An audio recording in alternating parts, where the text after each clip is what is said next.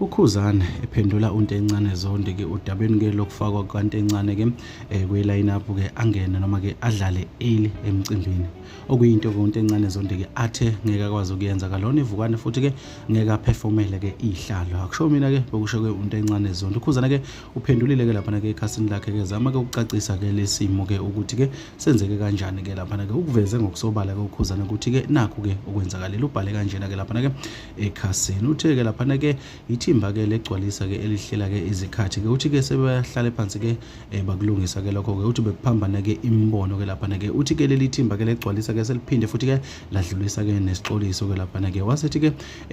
ngezansi kwakhona ke lapha wathi ufuna ke uma ke esengena ke uNtencane ke adlale lengoma yakhe ke entsha ke ethi ke imahala ke inkani ethi ufuna ukubona ke uphakela ke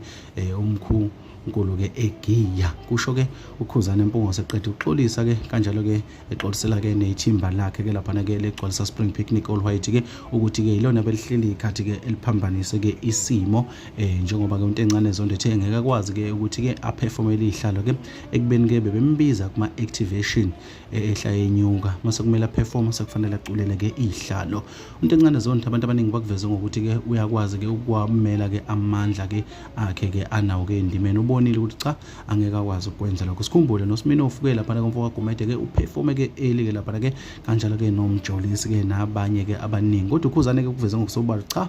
bafowethu ithimba leGcwalisa eliphambanise ke lapha ke ikhathi ke uthi bekuphambane nanembono ke lapha ke uthi ke lapha ke kodwa ke bakulungisile ke lokho bayithimba asazi ke bafowethu ke uma ke izinto zikanje thina sikuthatha sekubeke sekune khona ke njengoba kunjalo ke sithi ke liyabuya noma ke liyabhubha eThekwini namanje sisabuya hlala khona la mokhona unye ngotholela khona ke ngokuletha njengoba kunjalo.